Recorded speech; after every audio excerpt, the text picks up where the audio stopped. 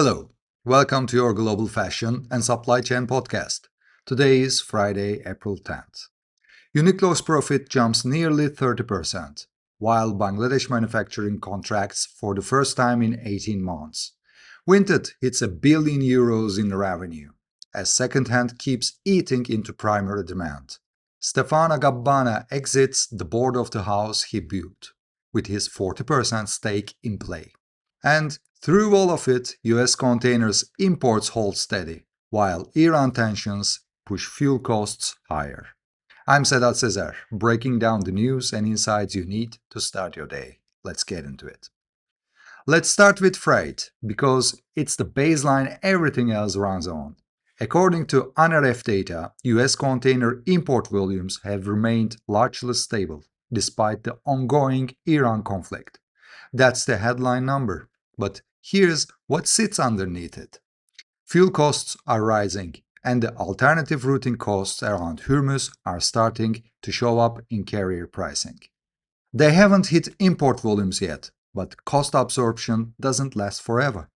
Retailers and sourcing teams who locked in rates earlier this year are staying relatively comfortable right now. The ones who didn't, or who operate on shorter contract cycles, are already recalculating landed costs. This is the kind of shift that doesn't announce itself loudly. It shows up quietly in margins review 2 quarters from now. This connects directly to what's happening in Bangladesh. The country's PMI dropped in March 2026, the first contraction signal after 18 straight months of expansion. Energy costs, rising labor wages, and softer global demand are all cited. Now Bangladesh has had a strong run. Container throughput has been solid across most of the current fiscal year. But a PMI dip after an 18-month streak isn't noise, it's a structural signal. When you combine rising input costs with the freight pressure I just described, you start to see the squeeze on sourcing competitiveness that Bangladesh exporters are facing. And that squeeze creates an opening, not for everyone, but for the suppliers who can afford speed, flexibility, and verified sustainability credentials, without the long-haul freight exposure. Nearshore sourcing regions, Turkey included, should be watching this closely. Now here's where it gets interesting. On the same day Bangladesh shows contraction, fast retailing posts a 29.4% increase and raises its full-year forecast upward. Uniqlo's US stores are performing well, Europe is performing well, Japan is growing, so demand isn't dead. What this tells you is that the demand is selective. Consumers are still spending, but they are concentrating their spend on brands that offer clear value, consistent quality, and a product they actually trust. Fast retailing built that positioning over decades. They are not winning because the market is great. They are winning because they built supply chain resilience, tight inventory discipline, and a product offer that holds up across economic cycles. That's the lesson for any sourcing director or brand strategist sitting at their desk this morning. Same pattern, different market. Brunello Cucinelli posted Q1 revenue of €369 million, up 14% on a constant currency basis. The US was up 20.3%, Asia up 17.8%. And the company is guiding for 10% constant currency growth through 26 and 27. Luxury at the highest tier is holding. Brunello Cucinelli is a specific kind of luxury, quiet, artisanal, rooted in provenance and craftsmanship. It's not trend-driven, it's conviction-driven. And conviction-driven luxury is showing a clear divergence from the rest of the market. What this also tells me is that Italian manufacturing, the kind that carries story, heritage, and verifiable origin, still commands premium pricing power, even in a turbulent macro environment. And then there's Dolce & Gabbana. Stefano Gabbana has resigned from the board. He is exploring options for his roughly 40% stake, reportedly within the context of negotiations with the creditor banks. This isn't a routine executive change. When a co-founder exits the board, While his stakes is being discussed with creditors, you are looking at a restructuring conversation in motion.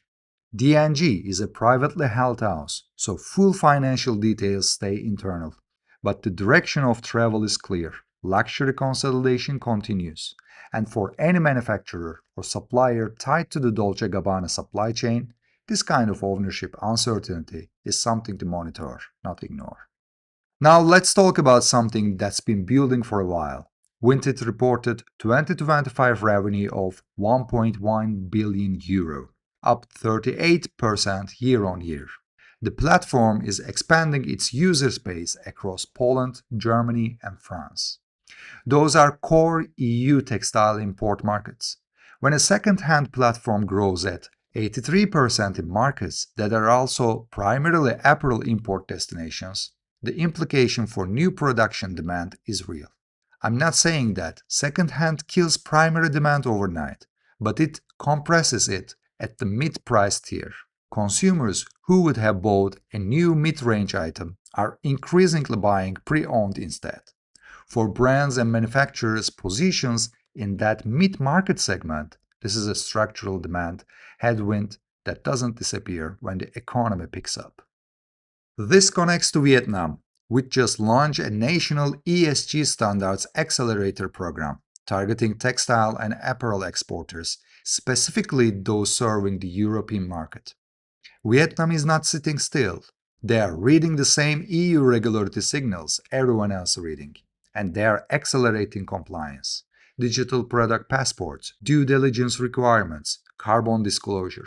Vietnam is building the infrastructure to meet these standards at scale.